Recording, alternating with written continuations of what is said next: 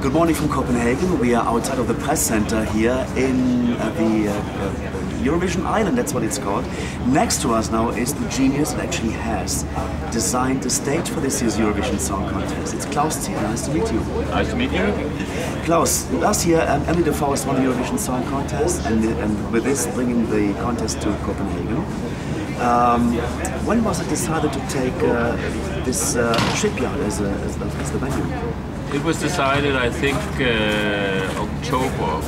I started doing some sketches the first one I did in July, and in September I started to work more seriously about the ideas, but then I needed a venue, and at that time DR, the television station, was still working with a place in Jutland, and then different other places. And then this shipyard came in as an idea of could it be there, and we went to see it. And I was here with a few other people, and several of us said right away this could be fantastic to do it here, because it would be a challenge to do something so big in this old industrial setup building. I think it was in September, October. So basically you have designed the stage already beforehand? I had 2 or 3 ideas at that point, but as soon as we landed here, I knew I wanted to work with the DNA of the place. Okay. So I tried to. Very early, I saw this sketch. This is actually illustrates a ship that was built in the shipyard, where you see it from the front. And yes, Denmark being a ship nation, etc. I very early made this sketch, which is kind of you can see the resemblance of the ship from the front. And then I got this idea of why not make it look like the front of the ship. We have a little Titanic here, Titanic home, and make a big entertainment machine where we put light on it and I call it a cube. Very early on I called it a cube, and then we had the idea of Eurovision Island, so it became an island thing, and we had the idea of join us, the tagline join us, so that way I started working with the model here to create this island feeling with a big light cube, the big entertainment machine. Yes, that's how it started. That's fantastic. So it was a shipyard before, and now it's a concert hall. That's really amazing. Will it be also used as a concert hall after Eurovision? No, I think the plan is that it will be taken back to its original use, and it hasn't been used for. I don't think for ship. It has not been used for shipbuilding for many years, but it's been used for storage. And but we removed 3 huge columns here and put a big beam up here. And as the latest I've heard is that they're going to put everything back, which is amazing. Wow, fantastic! So with this, storage really becomes the venue of the Eurovision Song Contest. That's amazing. For yourself, are you a stage designer for how long? How many years? I'm an architect originally. I was a carpenter, then I became an architect. Then I started to do show design and television studios, new studios, but still worked as an architect 16 years ago. And then I just hit something because I've had so much work ever since. And now that I got this chance to build this fantastic stage for this Eurovision, is really, it's only a dream come true.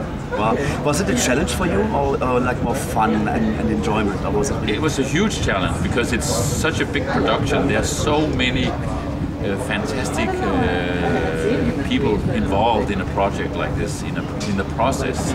There's so much. For me, it was the biggest challenge was I had the idea, but to keep the idea, even though all these technical demands comes in from everywhere, from all my colleagues, to keep the goal, keep the idea, and keep on going and putting everything into working against what I wanted. That was, with so many people, that was a huge challenge. Had there any changes to be done to the building?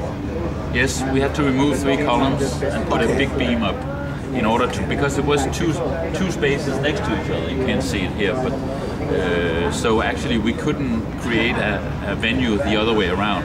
It's a little hard to explain. Okay. Because we needed room for at least 11,000 people.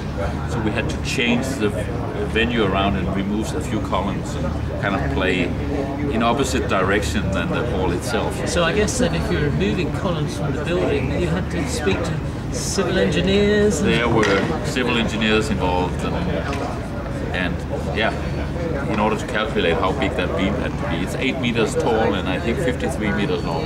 It's a huge beam that's put up there. Was the venue initially designed for only standing audience? And then seats are put in afterwards? No, the first sketch I made after we had the tagline "Join Us," where I actually had the stage in the middle and I had audience all the way around because I thought that kind of illustrated that feeling of join us, everyone is together. At that point, we still had a standing audience and seated audience from the beginning, very beginning. You mentioned Titanic before, so we have seen I think we've seen water around the stage, is that? Yes, there's water in the front of the stage. Actually, it's a LED screen, a touch screen on the floor, which reacts to touch, so when you dance on it, and if you have, for example, graphical design of water, then it will create water rings around your feet when you dance on it. Oh, very nice. And it goes with the movement, with the touch, and then we have the water in the front that like a waterfall run down over the front. And then we have this big glass cube, which is a metaphor for the ship, which can open and close, and there are big projectors built into the stage that projects images up on this screen. It can open and close, so you have on the shipyard wall in the back of it, when it's open, you see this huge 95-meter long LED screen out in the back. So you can both create a little intimate, poetic space, and you can create a huge dynamic space. So it has a lot of possibilities. How many people have been working on actually setting it up? Oh, we've been many. We had 3.5 weeks to build just the stage, and it was, I can't say, there were people everywhere. It was a big, what do you call it? Logistical, yeah. Challenge. A week challenge, and I had to change this sign in order for the back of the stage. Originally there was water on the back of the stage as well, but we had to keep that open in order for cranes and everything to work on the back of that stage, and then that was the last thing we closed. But several hundred people have been working here for weeks. For weeks. I see kind of a couple of jumping boards there, so should that be the catwalks? Yes, that's illustrating the catwalks. And where do the artists work on and off? Where would they come from? Well, actually the cube, this big light cube, has doors that are 4 meters and 80 by 4 meters and 80, and they open up and there are ramps to the back. So you press a button, and this stage is very technical. I would love to take you around on the stage if it was possible, because there's so many technical things in it. It's amazing. So many things to include in the design, because it's got to look great on TV. Yes. But of course, on the Eurovision Song Contest, all artists are bringing props on, and then there's the ramps you need for the cameramen running up and down like madmen all the time. There's so many practical elements you have to work with. So it's a big puzzle to get all that to kind of add up to be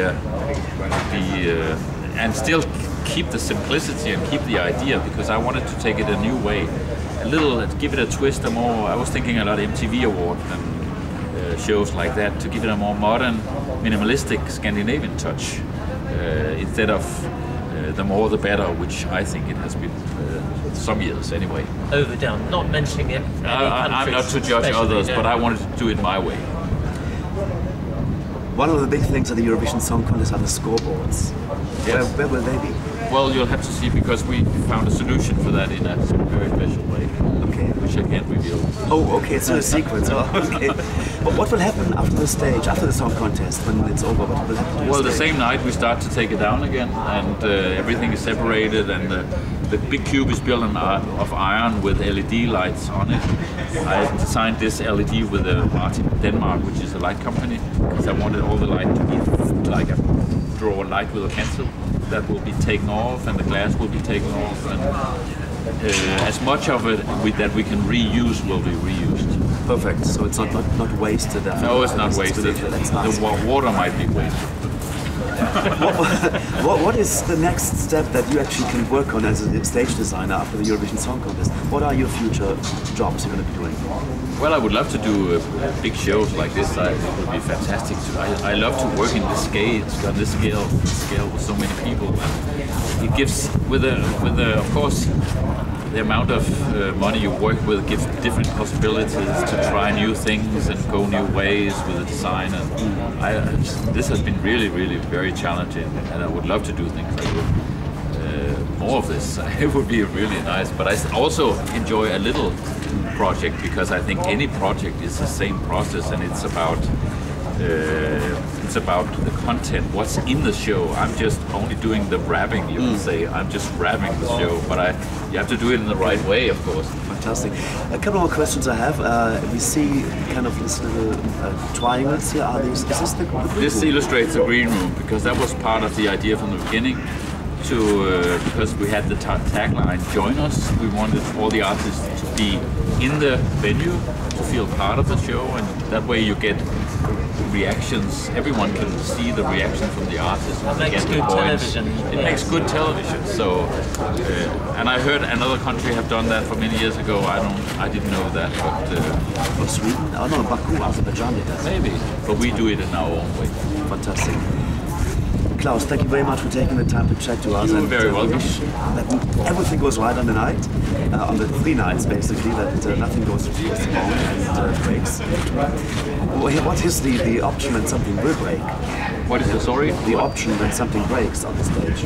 Well, everything is doubled. There's 2 of everything. So. Okay. 2 projectors every time we have 1 projection, 2 lamps every time we need 1. I mean, so everything is doubled. So I think we have thought everything through, and we are eating different food, all of us. So I think it will work. Where will you be during the shows? I will be in the venue, because actually normally when I do shows, I like to see it on the television, to see it in the row. The viewers would see. Yeah, because I also design the stage for the camera movement, so you get spatial experiences. It has to work both for the viewer in the venue, but also for the viewers. And it has to be practical for the technical side. Exactly, it has to work for everyone, and I like to look at it with the viewer in front of the television. But I might, that night for the grand finale, I might be in the venue to feel the atmosphere. Excellent. This year. Have fun, and thank you very much for giving us that stage. And thank you luck for the Eurovision Song Contest 2014 with your design. Thanks very much for joining. You're welcome.